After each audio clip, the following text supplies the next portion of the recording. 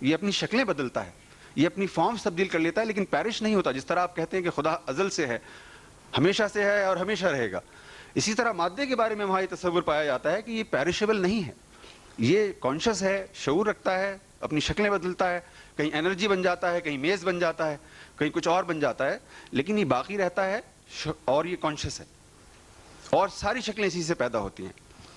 ایک مسئلہ تو یہ ہوا. دوسرا مسئلہ ہے جس کو, جو اس سے بھی زیادہ اہم ہے, اور کوئی سویلائزیشن, خواہ وہ ہندو سویلائزیشن ہو, خواہ وہ بدھسٹ سویلائزیشن ہو, کرسچن سویلائزیشن ہو, یا ماڈرن ویسٹرن سویلائزیشن ہو, یا اسلامک سویلائزیشن ہو, جس سے کوئی صرف نظر نہیں کر سکتا, وہ ہے ایپسٹیمولوجی کا مسئلہ. تصور علم, کسی تہذیب کا تصور علم کیا ہے, یہ ہے بنیادی سوال. اس لیے کہ انسان چاہتا ہے کہ اس کو یقینی علم حاصل ہو, چنانچہ سوال یہ فارمولیٹ ہوتا ہے کہ یقینی علم کا سرچشمہ کہاں ہے. یہ بنیادی بحث ہے, یہ بنیادی تصور ہے, یہ نہاد ہے, یہ فاؤنڈیشن ہے. اور جب آپ اس نقطے کو آپ اٹھاتے ہیں اور آپ رخ کرتے ہیں اسلام کا اور ماڈرن ویسٹرن سویلائزیشن کا, تو ان کے جوابات ہم سب کو معلوم ہیں. وہ فلسفے کی تاریخ میں موجود ہیں, وہ سوشیولوجی کی تاریخ میں موجود ہیں, وہ نفسیات کی تاریخ میں موجود ہیں, سیاسیات میں موجود ہیں. اور وہ یہ, اسلام ماڈرن ویسٹرن سویلائزیشن کے کانٹیکس میں وہ یہ کہتا ہے کہ یقینی علم کا سرچشمہ صرف اور صرف وحی الہی ہے. اس میں سائنس کا کہیں انکار نہیں ہے, اس میں سوشیولوجی کا, اکنامکس کا کہیں انکار نہیں ہے, ڈیریویشنز کی بات ہے. بیسک کانسیپٹ یہ ہے, یقینی علم کا سرچشمہ وحی میں روٹڈ ہے. ماڈرن ویسٹرن سویلائزیشن اس کے مقابلے پر جو ایپسٹیمولوجی ہمارے سامنے لاتی ہے وہ یہ ہے کہ یقینی علم کا سرچشمہ امپیریکل سائنس کے سوا کہیں ہو نہیں سکتا, اور وہ اس سے ماورا کسی دنیا کو مانتے نہیں ہیں. اور اگر وہ یہ مان بھی لیں کہ کوئی ہوگی, تو وہ کہتے ہیں ہمارے لیے وہ ریلیونٹ نہیں ہے, اس لیے کہ ہمیں اس تک رسائی کا کوئی ذریعہ معلوم نہیں ہے, ہم اس کو جان نہیں سکتے.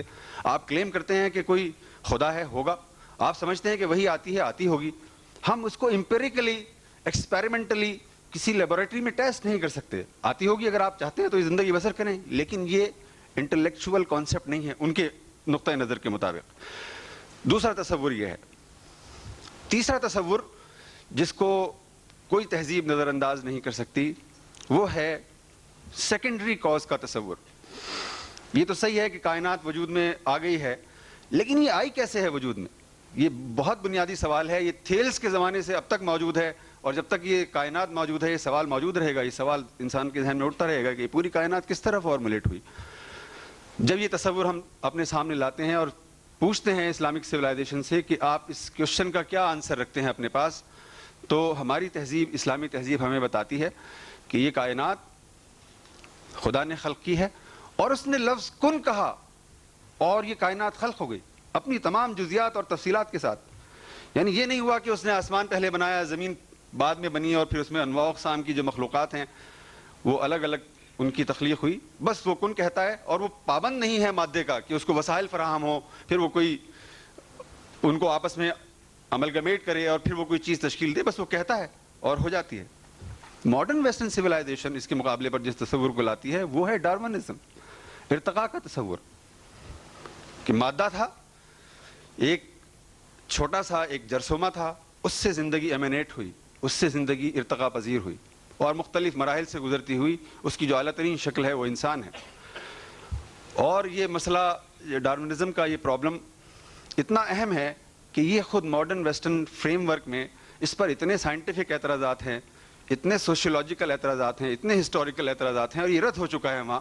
لیکن اس کا اثر اتنا گہرا ہے کہ یہ وہاں ابھی تک اسی طرح, جس طرح کہ ہمارے لیے مذہبی اعتبار سے ڈوگما کی اصطلاح استعمال کی جاتی ہے, یہ ایک ڈوگما ہے, ان کا یہ عقیدہ ہے, وہ اس پر بلیو کرتے ہیں, وہ اس کو کوشچن نہیں کرتے. ان کے اسکولوں میں, کالجز میں, یونیورسٹیز میں اس تصور کو اسی طرح پڑھایا جاتا ہے آج بھی جس طرح کہ اس زمانے میں پڑھایا جاتا تھا جب یہ مسئلہ, یہ تھیوری فارمولیٹ ہوئی. تیسرا تصور یہ ہوا. چوتھا تصور جس کو کوئی دنیا کا انسان, خواہ وہ خدا کو مانتا ہو یا نہ مانتا ہو, خواہ وہ کسی مذہب کا قائل ہو یا نہ ہو, خواہ وہ کسی اخلاقیات کا ماننے والا ہو یا نہ ہو, نظر انداز نہیں کر سکتا, وہ یہ ہے جس کو آپ اصطلاحاً فائنل کاز کہہ سکتے ہیں. اور وہ یہ تصور ہے کہ آخر یہ جو پوری زندگی ہے ہماری, جو تک و تاز ہے زندگی کی, اس کے معنی کیا ہیں, آخر اس کا پیمانہ کیا ہے کہ میں یہ کہوں کہ میری زندگی کامیاب ہو گئی یا میری زندگی ناکام ہو گئی؟ اس کا کوئی اسکیل تو ہونا چاہیے جس کی بنیاد پر ہم یہ جان سکیں یقینی طور پر کہ ہماری زندگی کامیاب ہوئی یا ناکام ہوئی. اس پر جو تصور ماڈرن ویسٹرن سویلائزیشن کے فریم ورک سے ہمارے سامنے آتا ہے وہ ہے progress, the idea of progress. اور اس میں اسکیلز ہیں، ان کے اپنے اسکیلز ہیں. اس کی بنیاد پر دنیا کی تقسیم ہے، یہ فرسٹ ورلڈ ہے، یہ سیکنڈ ورلڈ ہے، یہ تھرڈ ورلڈ ہے، یہ فورتھ ورلڈ ہے. آپ کی پر کیپٹل انکم کیا ہے، آپ کا جی ڈی پی کتنا ہے، آپ کتنی انرجی کنزیوم کرتے ہیں پر پرسن کے اعتبار سے، یہ ان کا اسکیل ہے اور نافذ ہے اور پوری دنیا میں ریمپنٹ ہے اور آئیڈیلائز کیا جاتا ہے. اسلام اس کے مقابلے پر جس تصور کو ہمارے سامنے لاتا ہے وہ یہ ہے کہ اصل مسئلہ ہے نجات. اس میں بھی میں پھر یہ دہرانا چاہوں گا کہ اس میں پروگرس کا یا مٹیریل گینز کا انکار نہیں ہے، لیکن اس کو اسکیل نہیں مانتا اسلام. نجات کا تصور ہے، جس کو نجات ملی وہ کامیاب ہو گیا. لیکن اگر آپ نے اس نجات کے کانسیپٹ کو نظر انداز کر دیا تو اسلامک سویلائزیشن کے فریم ورک میں اگر آپ بل گیٹس ہیں تو کیا، اور اگر آپ آئنسٹائن ہیں تو کیا. اس لیے کہ اس کا بنیادی نوشن ہی یہ ہے، اور بنیادی نوشن کو کوئی سویلائزیشن، ہم مارکسزم پر تھوڑی سی بات کریں گے کہ ان کے کیا نوشنز رہے ہیں اور کس طرح سے انہوں نے چیزوں کو اسکیل کے فریم ورک میں لا کر ناپا ہے، جانچا ہے، تولا ہے. چوتھا تصور یہ ہے. پانچواں تصور جس کو کوئی سویلائزیشن نظر انداز نہیں کر سکتی، جو روٹ ہے ہر سویلائزیشن کا، وہ ہے کانسیپٹ آف مین. آپ کیا سمجھتے ہیں انسان کیا ہے، اس کی بنیادی حقیقت کیا ہے؟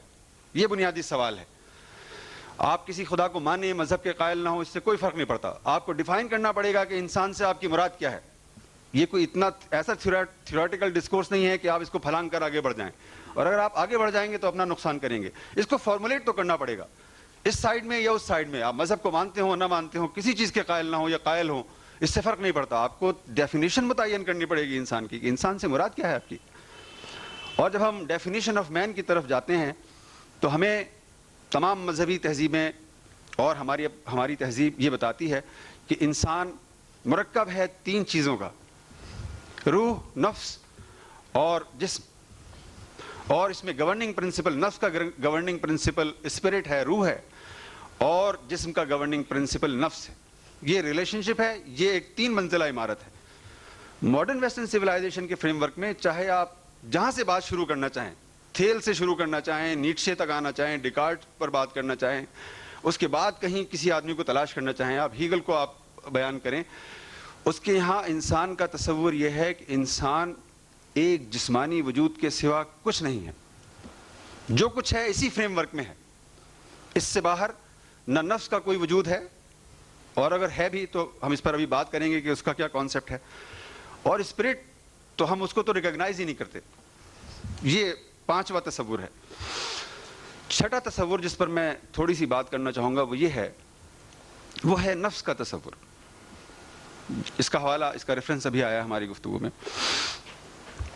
ہمارے یہاں نفس کا جو تصور ہے اس کے مدارج کا تصور ہے. اس کے ساتھ نفس کے 7 مدارج بیان ہوئے ہیں اور اسپرٹ کے بھی 7 مدارج بیان ہوئے ہیں. اور ان مدارج کو نظر انداز کر کے آپ نفس کا کوئی تصور کم از کم اسلامک سویلائزیشن کے فریم ورک میں فارمولیٹ نہیں کر سکتے. نمبر 1، نفس کا پہلا درجہ ہے نفس امارہ. نفس کا دوسرا درجہ ہے نفس لوامہ. نفس کا تیسرا درجہ ہے نفس ملہمہ. چوتھا درجہ ہے نفس مطمئنہ. پانچواں درجہ ہے نفس راضیہ. چھٹا درجہ ہے نفس مرضیہ. اور 7واں درجہ ہے نفس مطلقہ، دی ایبسولوٹ سیلف. 7 درجے ہیں. اسپرٹ کے بھی 7 درجے ہیں، اور جسم کا جو تصور ملتا ہے اس میں بھی 7 درجے ہیں. اب میں تھوڑا سا، جتنا بھی میں ماڈرن سائیکالوجی کو جانتا ہوں، اس کے جو بڑے نام ہیں ماڈرن ویسٹرن فریم ورک میں جو لوگ آتے ہیں، فرائڈ کی آپ بات کریں، آپ ایڈلر کی بات کریں، جنگ کی بات کریں، یا ان کے جو شاگردوں کا ایک پورا طویل سلسلہ ہے آپ ان کی بات کریں، وہ انسانی نفس کو نفس امارہ سے آگے پہچانتے ہی نہیں ہیں. اور اگر بہت جاتے ہیں وہ نفس لوامہ